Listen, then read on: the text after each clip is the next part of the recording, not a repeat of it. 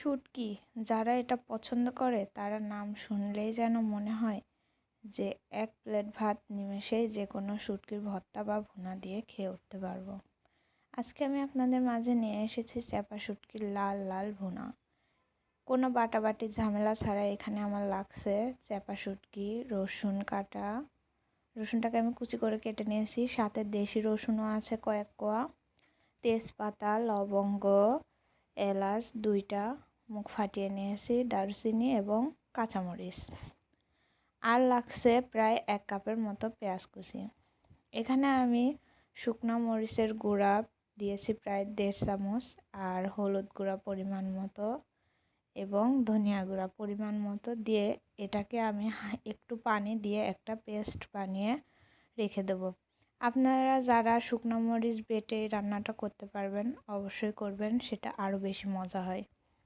এবার আমি কড়াইতে তেল দিয়েছি, পরিমাণের তুলনায় একটু বেশি দিয়েছি, কারণ এই রান্নাতে তেলটা একটু বেশি প্রয়োজন হয়। তেলটা দেওয়ার পরে গোটা মশলাগুলো আমি দিয়ে একটু নেড়ে চেড়ে এরপর শুটকিগুলো দিয়ে হালকা 10-15 সেকেন্ডের মতো নেড়ে চেড়ে আমি দিয়ে দিয়েছি রসুন কুচিগুলো একটু ভাজা ভাজা হলে এখানে আগে থেকে গুলে রাখা মশলাগুলো অ্যাড করে দেব। দিয়ে এটাকে কিছুক্ষণ ধরে কষানোর পরে এখানে দিয়ে দেব পরিমাণ মতো লবণ এবং কাঁচামরিচটা দেওয়ার পর এটাকে কষাতে হবে। বেশ 5-7 মিনিট কষানোর পর এখানে আমি পরিমাণ মতো একটু পানি দিয়েছি, এই পানিতেও কিন্তু আমি এটাকে কষিয়ে নেব। তারপরে আমি এইখানে অ্যাড করে দেব পেঁয়াজ কুচিটা দিয়ে ভালোভাবে নেড়ে চেড়ে নরম হওয়া পর্যন্ত একটু ভেজে নিয়ে এরপরে এখানে পরিমাণ মতো পানি দিয়ে দেব। এই পানিটাতে আমাদের রান্নাটা সম্পূর্ণ হয়ে যাবে। যেহেতু আমরা এখানে কোনো ঝোল রাখবো না, এটা একেবারেই ভাজা ভাজা হয়ে যাবে, তাই এখানে খুব বেশি পানি দেওয়ারও প্রয়োজন নেই। এরপর ঢাকা দিয়ে কিছুক্ষণ রান্না করার পরে ঢাকাটা খুলে নেড়ে চেড়ে সুন্দর করে এখানে একটু লবণ চেক করে নিতে হবে।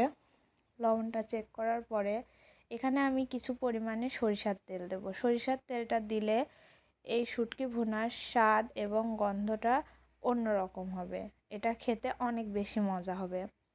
এরপরে এটাকে ভালো করে নেড়ে চেড়ে আমি এখানে অ্যাড করে দেব কিছুটা ভাজা জিরে গুঁড়ো। এরপর এটাকে সুন্দরভাবে ভাজতে হবে যতক্ষণ না এটা থেকে তেলটা চলে আসে। এরপর চুলাটা বন্ধ করে কিছুক্ষণ ঢাকা দিয়ে রেখে দেব। আমি সবসময় বলি রান্নার পরে ঢাকা দিয়ে রাখলে তরকারির কালারটা ভালো হয়। ভিডিওটা কেমন লাগলো অবশ্যই জানাবেন। সবাই ভালো থাকবেন। আল্লাহ হাফেজ।